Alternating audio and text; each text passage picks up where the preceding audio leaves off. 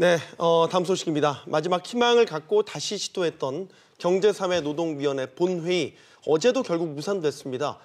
여성, 청년, 비정규직 대표의 연이은 불참으로 결국 본회의 의결 없이 경사노위의 논의 경과만 국회로 넘기게 됐습니다. 네, 경사노위 본회의도 통과 못할 합의를 애초에 왜 했냐라는 회의론과 함께 과연 탄력근로제 확대라는 합의가 어떻게 입법화될지 관심이 모아지고 있습니다. 두 분의 전문가와 함께 국회로 넘어간 탄력근로제 확대 합의와 경사노위의 남은 과제에 대해서 짚어보겠습니다. 건국대 행정대학원 장성호 원장, 민생경제연구소 안진걸 소장입니다. 두 분 어서 오세요. 안녕하십니까? 네, 안녕하세요. 어서 나오십시오. 안녕하세요. 교수님, 어제도 그 청년, 여성, 비정규직 대표들이 끝내 본회의에 불참하면서 의결이 무산됐습니다. 타협이라는 게 참 어려운 것 같습니다. 예, 뭐 민주주의라는 것이 대화와 타협의 산물이고 특히 소수파, 소수 의견을 존중해 주는 것이 민주주의의 본질적인 원리인데 네. 이것이 참 상당히 어렵다. 그래서 과거에는 이제 뭐 통치의 시대에서 거버넌스 시대로 넘어온 것이 지금 현재 아니겠습니까? 네. 그래서 어떻게 보면은 사회적 노사정이 합의해서 같이 끌고 가는 이런 것들이 가장 민주적인 것인데 지금 상황을 보면 역시 기존의 축인 정부, 노사정의 입김이 근로자라든가 여성이라든가 청년 이런 부분들을 포용하지 못하는 그것이 뭐 여러 가지 방법의 문제 그리고 테크닉의 문제 그리고 여러 가지 기존의 어떤 기존 블록의 이익 집단들의 문제 이런 것들이 다 복합이 돼 있지만 결국은 이것이 국회로 가야 할 수밖에 없는 그런 상황에 지금 이제 온 것이 상당히 안타깝고 그러기 위해서는 시간이 필요한데 정부도 상당히 지금 미리 결론을 내놓고 사실 사회적 대타협에 넘기지 않았습니까? 네. 이런 것들이 새로 참여한 여러 가지 이제 소수파들이 이런 것들을 인정하지 못하는 그런 결과로서 이런 파행이 일어난다고 봅니다. 이게 근본적으로 경사노위 무용론까지 제기될 정도로 이렇게 어렵지 않습니까?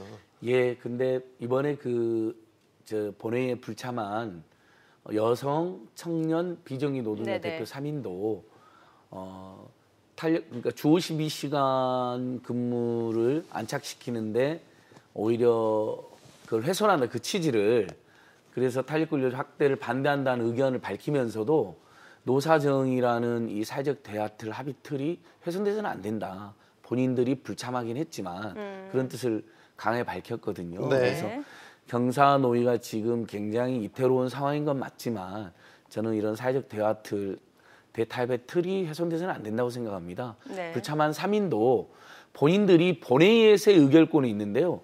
정작 탄력근로제를 확대하는 거에 대해서 의제별위원회에는 본인들이 들어가고 신청을 했는데 못 들어가게 된 거거든요. 네. 그런 구조의 개선을 요청드리는 겁니다. 근데 그건 타당하잖아요. 보세요. 자, 본회의에서 의결권이 있지만 사실은 중요한 건 의제별위원회에서 대부분 논의돼서 올라오잖아요. 근데 정작 예를 들면 우리 국민들의 뭐 소상공인이든 비정규직이든 청년이든 실업자이든 여성 노동자 이분들 취약계층 노동자 입장에서는 의제별위원회에서 이분들이 들어가서 자신들의 권한을 행사해 주길 바랬거든요.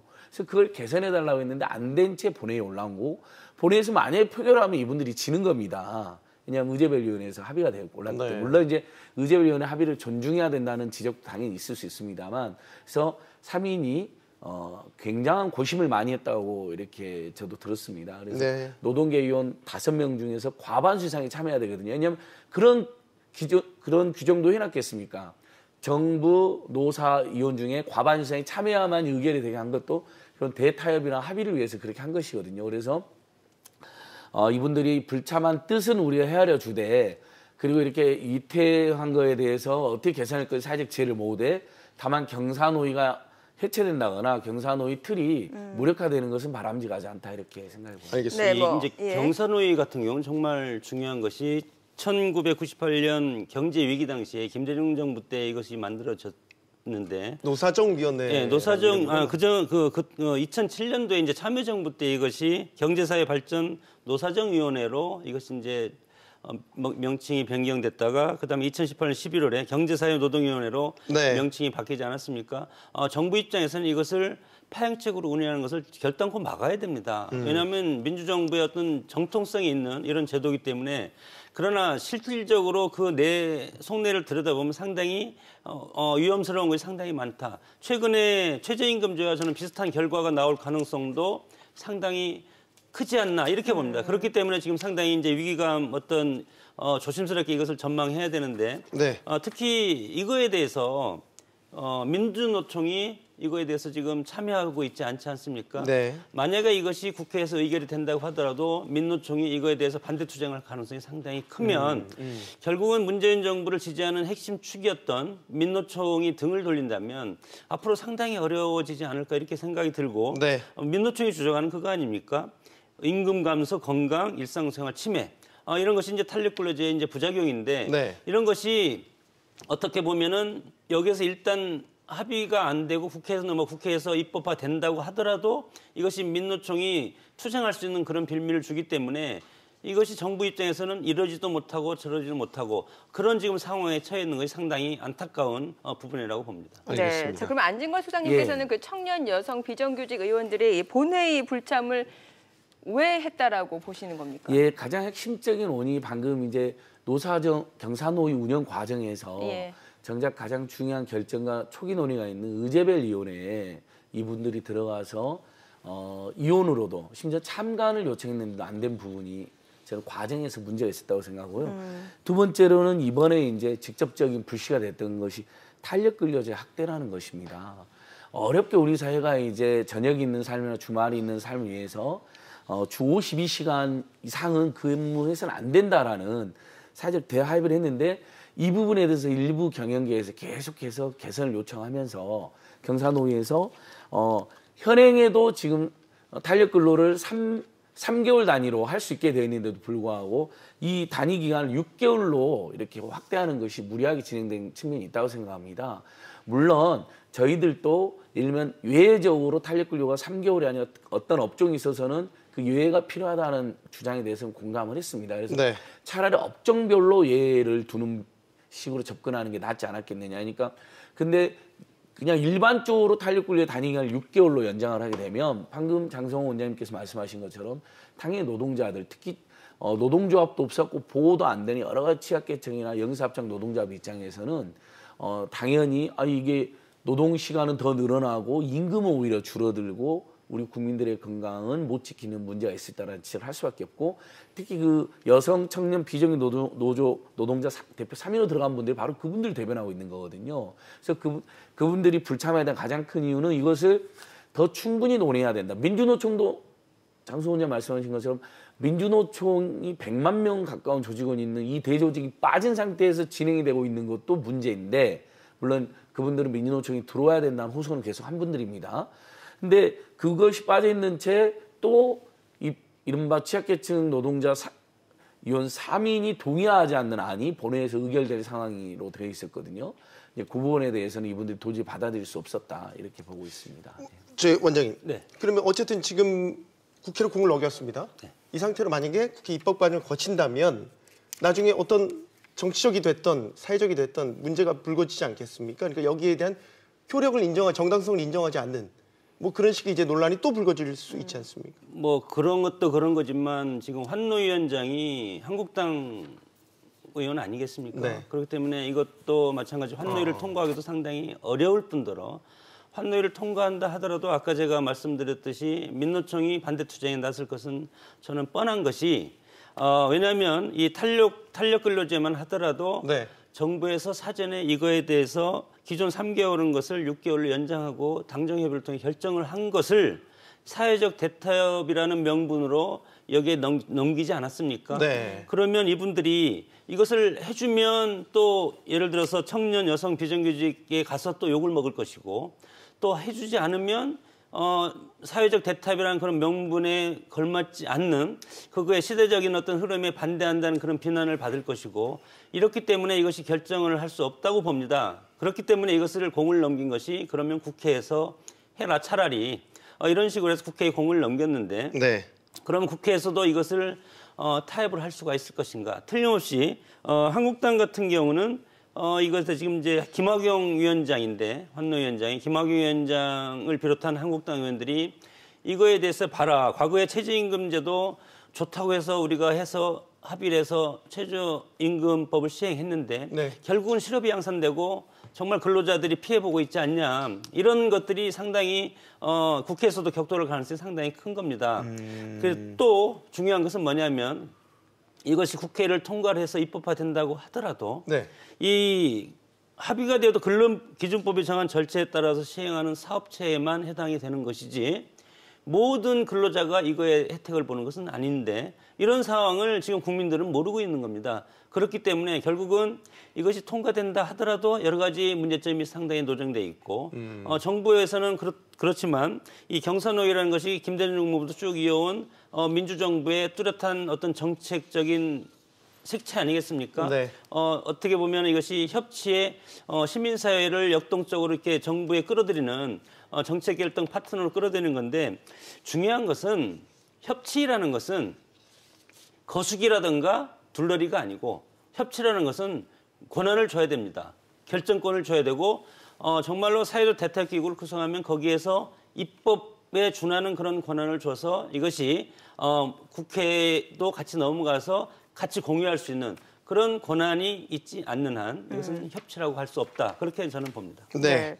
자, 한국노총 입장에서도 답답할 수밖에 없을 것 같아요. 이 양보해서 합의안을 만들었는데 이 마지막에 본회의 의결도 못하고 이제 국회로 공이 넘어간 상황인데 이제 구조에 대한 지적이 나왔단 말이죠. 그러니까 이원화되어 있기 때문에 이게 합의를 2번 해야 된다라는 건데 여기에 대해서 어떻게 보십니까?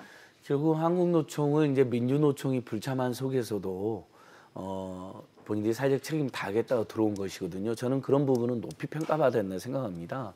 많은 시민사단체들은 경사노위의 한계가 있긴 하지만 어쨌든 우리 사회가 다 같이 참여해서 논의도 하고 그러니까 밖에서 본인들이 투쟁할 일이 있으면 투쟁을 한다 하더라도 안에서 논의는 해야 된다는 입장이었거든요. 근데 어쨌든 민노총이 불참해서 한국노총이 사회적 대타협이 필요하다는 것 따라서 자신들은 굉장히 어렵게 결단을 내렸는데 결국 이것이 경사노위 본회의 의결이 지금 2차례 연속 무산되는 상황이거든요. 그리고 본회의 의결도 없이 지금 국회로 가게 된 것입니다.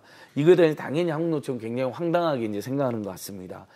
그런 부분에 있어서 경사노위를 어떻게 개선할 것인가 우리 사회가 다시 한번 지혜를 모아야 되는 측면이 있다.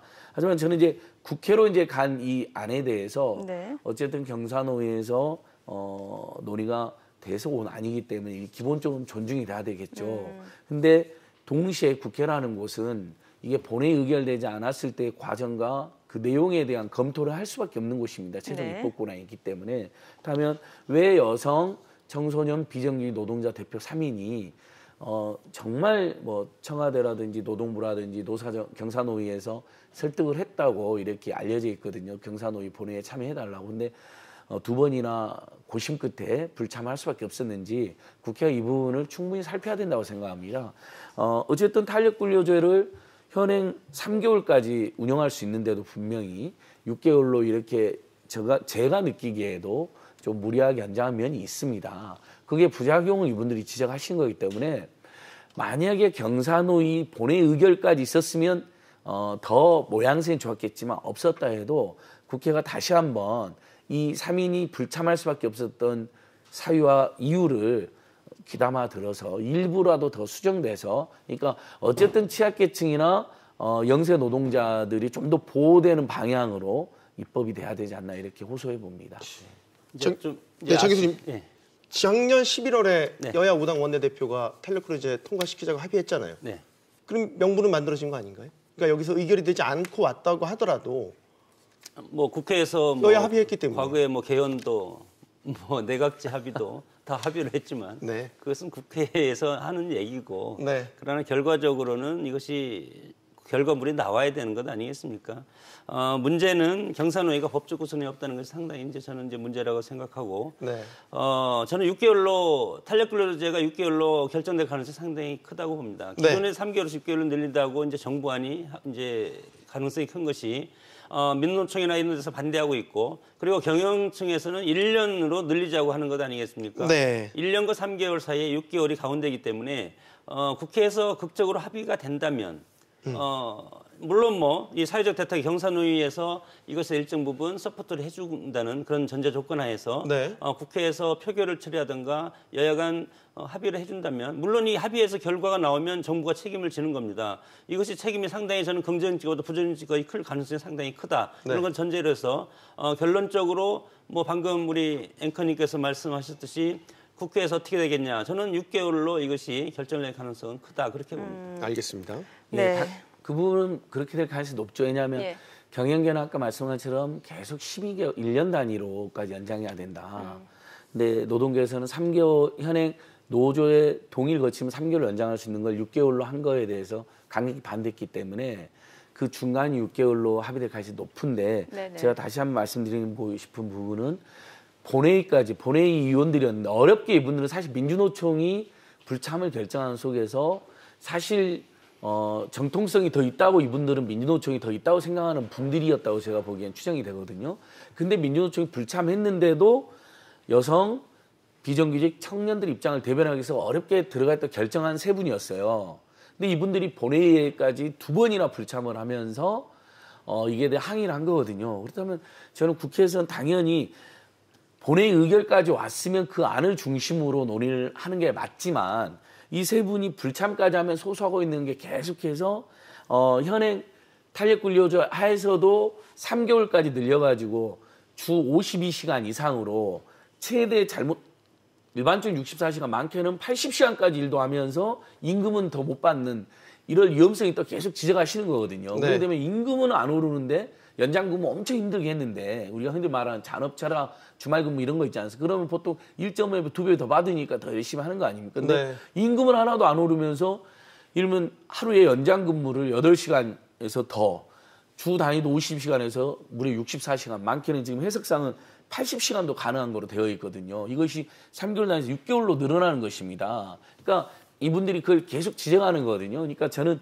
국회에서는 이 부분에 대한 깊은 검토하에 만약 6개월로 어쩔 수 없이 연장이 된다 해도 네. 그 부작용을 최소화하는 그런 개선 네. 조치는 있어야 된다 이렇게 말씀드리는 것이죠. 마지막 질문 이 질문으로 꼭 드리고 끝내야 돼요. 짧게 답변 부탁드립니다. 어쨌든 온갖 불협화음을 겪는 모습을 보였기 때문에 경사노위에 대한 근본적인 무용론이 계속해서 일어나고 있습니다.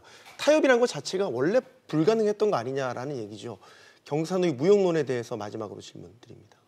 무용론이 지금 여러 가지 설득을 얻고 있지만 그러나 협치의 과정에서 경사노위처럼 이런 것은 앞으로 시민사회가 활성화돼야 되기 때문에 필요하다고 봅니다. 네. 과거처럼 정부가 일방적으로 끌고 간 시대는 지났기 때문에 시민사회가 여기에 동참하는 그런 것들이 앞으로 어떤 국가를 운영하는 시스템이기 때문에 물론 이것에 대한 한계가 있습니다. 정부도 지금 오죽하면 먼저 결정하고 사회적 대책에 넘겼냐. 정부가 할 일이 상당히 많지 않습니까 지금. ILO 국제노동기구 핵심 협약 비준도 해야 되고 이런 것이 많기 때문에 쫓기는 것은 정부다.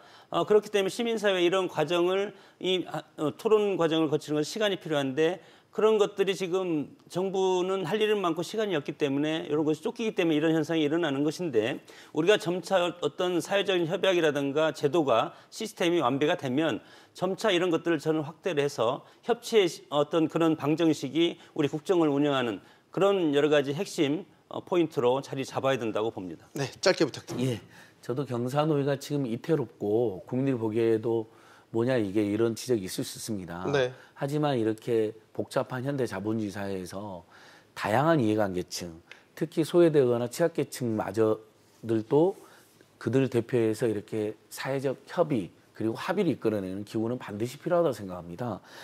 유엔이나 ILO가 계속해서 한국 정부하고 대한민국 국회에 공고하고 있는 게 지금보다 더 많은 노동 존중이나 노조의 기본권 또 노동 3권을 더 실질적으로 보장해라는 공고를 계속하고 있거든요. 네. 뭐 그분들이 예를 들면 세계적으로 권위를 받는 세계 정부이고 국제 노동기구 아닙니까?